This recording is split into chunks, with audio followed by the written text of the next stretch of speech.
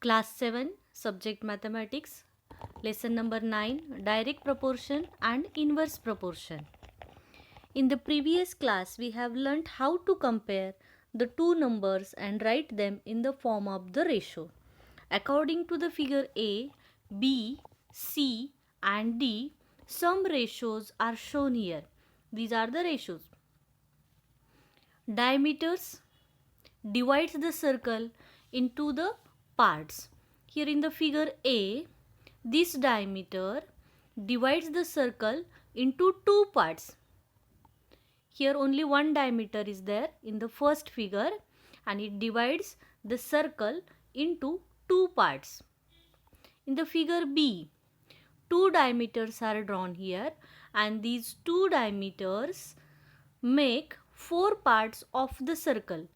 1, 2, 3 and 4. In the figure C, three diameters are there. 1, 2 and 3. These three diameters divide the circle into six parts. 1, 2, 3, 4, 5 and 6. And in the figure D, four diameters are drawn.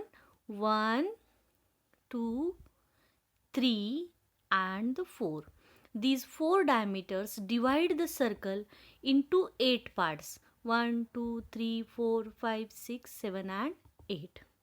So ratios are written here that number of diameters and the number of divisions they make. So in the first figure A, there is one diameter, so 1 is here and it divides into two parts, so two divisions, so 1 upon 2. In the figure B, there are two diameters, that's why numerator is 2 and divisions are 4. So 2 upon 4. In the figure C, three diameters are there and it divides into 6 parts, so 3 upon 6. And in the figure D, four diameters are there and it divides the circle into 8 parts. 1 upon 2, 2 upon 4, 3 upon 6 and 4 upon 8.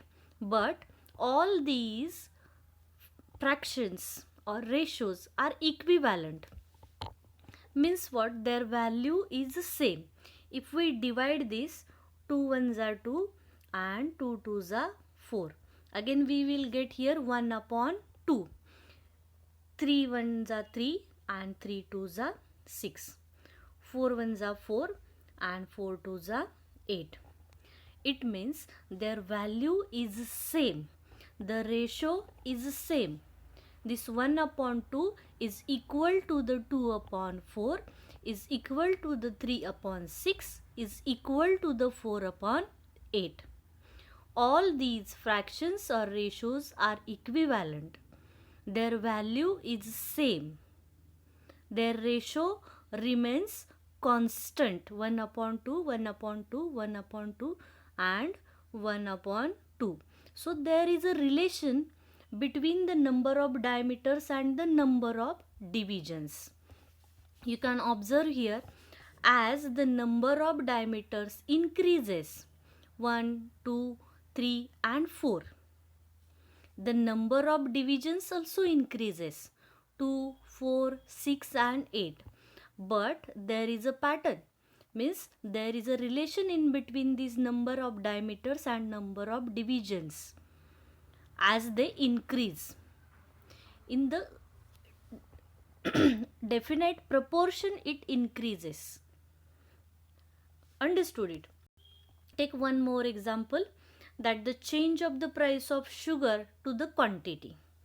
Let's take the Q variable for the quantity and the price is represented by the variable P.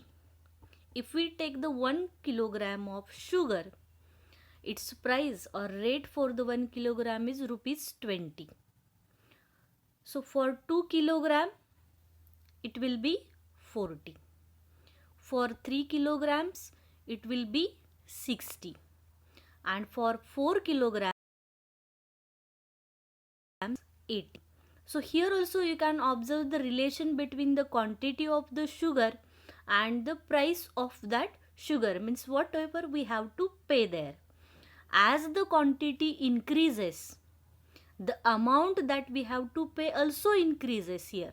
For 1 kilogram 20, 2 kilogram 40, like this. Means there is a direct proportion. What is that relation? That relation is the direct proportion.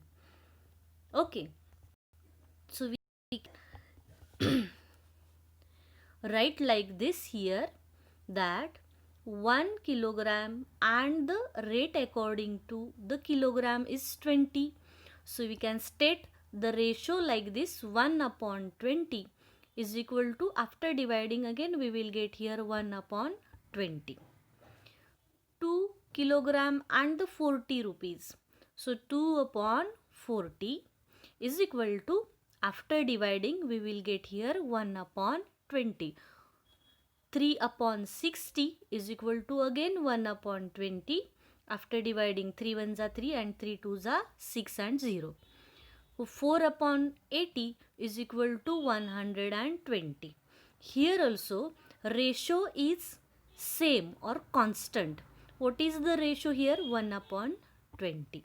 1 upon 20. So 1 upon 20 is equal to the 2 upon 40 is equal to the 3 upon 60 is equal to the 4 upon 80 and is equal to the again 1 upon 20. That is the ratio here. And this ratio is constant. So if the ratio is constant, then we can say there is a direct proportion between the quantity of the sugar and the price of the sugar. And this constant is represented by the letter A or variable K. And to state the ratio, quantity upon price. So one trick I will tell you, that whenever there is a direct proportion, we have to divide it. We have to write the ratio for it.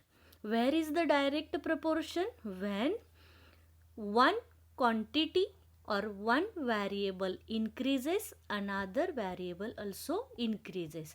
Means the one quantity increases according to the second quantity also increases or decreases also.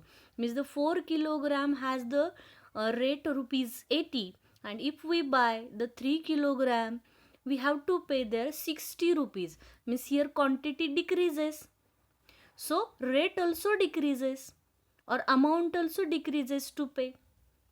Same here, 3 kilogram rate is 60 rupees, then for 2 kilogram we have to pay only 40 rupees. Means as one quantity increases, according to that another quantity also increases. Or we can say, as the one quantity decreases, another quantity also decreases. That time we can say that there is a direct proportion in between the two quantities. So what is the important note here? In any given example of a direct proportion or direct variation also, we can say, if we divide the corresponding values, we get a constant value. This is the constant value 1 upon 20. So here is the direct proportion in between the quantity and the price of the sugar. So in this example also, the number of notebooks that the students of a government school received is shown in the table below. 50 children, 90 notebooks. 12 children, 72 notebooks. 10 children, 60 notebooks. 5 children, 30 notebooks. Here the number of children decreases. According to that, the number of notebooks also decreases. So this is the ratio for it. And what is the constant value or constant here? 1 upon 6. The ratio 1 upon 6 remains the same. Dividing again, we will get here 1 upon 6 here. 15 ones are 15 and 19 6 are 90. 12 ones are 12 and 12 6 are 72. Like this, constant ratio is here 1 upon 6.